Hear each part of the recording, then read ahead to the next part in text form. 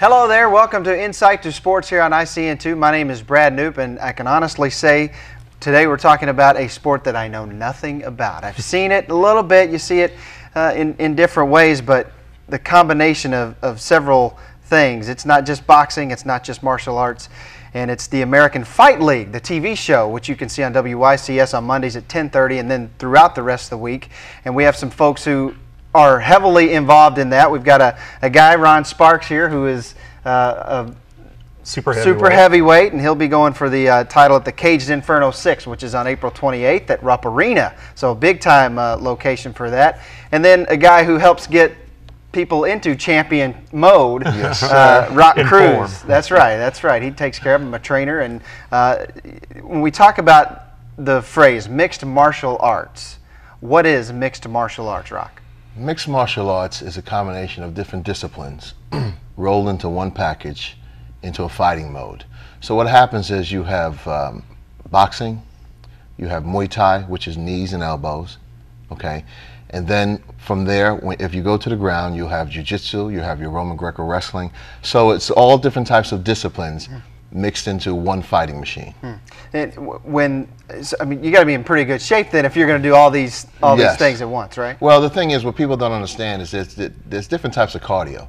You have your stand-up cardio where you do your boxing, your Muay Thai, your clinching, and so on and so forth.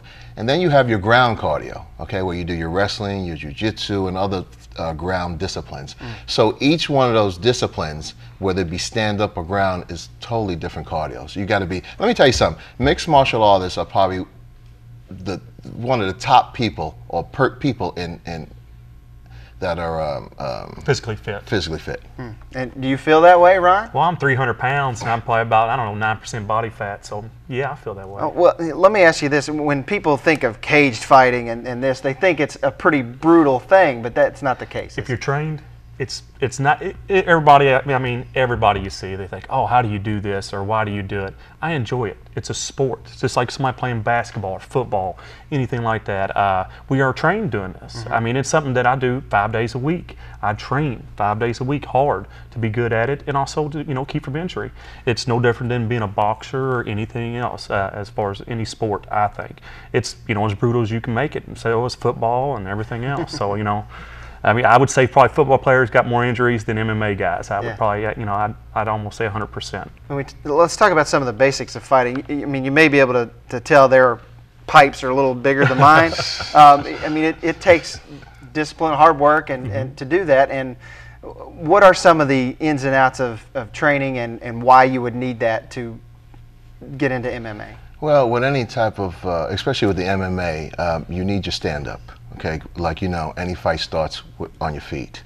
So you need your boxing training, okay? And then it progresses. You go from boxing, and then you go into your elbows and knees, okay? And then from there, you need your ground game, okay? So if someone takes you to the ground, you gotta know exactly what to do on the ground. And just because a fighter is on the ground doesn't mean he's losing. What I'm saying is just because he's on the bottom and another guy's on top, doesn't mean he's losing. He can easily submit somebody. And those are the in and outs of the training that are so intricate and so special about this sport, where you don't find in no other sport. And being in a cage, that doesn't bother you either then, Ron, does it? Oh, I love it. He's an animal. Yeah, I love it. That's where I need to be. No, it doesn't bother me at all. I'm sure your wife appreciates it. Yeah, my wife, she likes me in a cage. Yeah, I've been there for a couple years now. No, I'm just teasing. I'm just joking. Maybe not a cage, but the doghouse. Yeah, definitely. Right. But being in the cage, no, it's everybody. Everybody wants to say, train hard.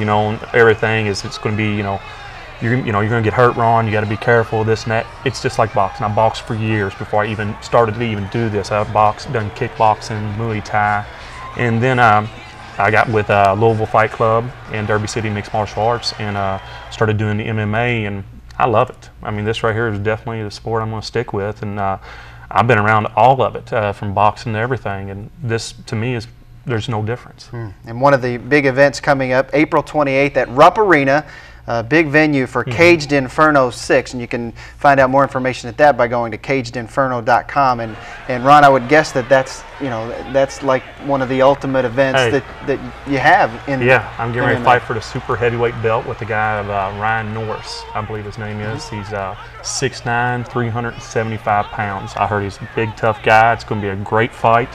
Hopefully, you know, it's going to be everything everybody wants it to be. I hope we get in there and bang it out, and I hope the crowd loves it. Awesome. And I would guess, you know, the competitive edge is important too, is it not, Ron? Yes, very, very important, and that's where the training comes in. I mean, an average fight lasts what? Anywhere from 15 to 25 minutes, but it's the training that goes before the fight. I mean, these guys train for hours and hours and hours just to get in the ring for 10, 15 minutes. So yes, it's very competitive, and the American Fight League is a great organization. I mean, it's safe. I mean, you can't really beat it. And of course, we mentioned at the beginning of the show the TV show American Fight League, which you can see on WYCS Mondays at 10:30, and then at other times throughout the week. And I know you're involved with that, doing some commentary on that. And how has that helped the sport? Well, it's bringing it to the people. You see, the average person looks at cage fighting and they say, "Man, them guys are like they're in a bar or something." And they don't really realize the science behind it. It's not a bar fight, okay? It's a great sport. It's technical. You've got stand up, you've got ground, it's a chess match. And for the average person, what I try to do is bring it to the people where they see it as a sport, okay?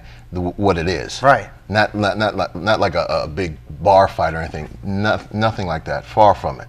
Far from it. And training for a match like this coming up on April 28th, how far in advance do you get Well, I'm focused? already training. Okay. I'm already training. I tell you, I like started probably about 2 months out to 6 weeks. You know, you always got to keep in shape as far as that. But I like to buckle down about 6 weeks out, make sure my cardio's up, make sure, you know, everything's in line, and I'm keeping myself safe from injury and stuff to be, you know, good for the night of the fight. You know, you just got to be careful and be, you know, think, you know, you're going to win, and that's what I'm planning on doing. Good the 28th. All right. Well, good luck with that. Thanks you. for being on the show. And Thank you. We're going to continue talking about the American Fight League here on Insight to Sports on ICN2.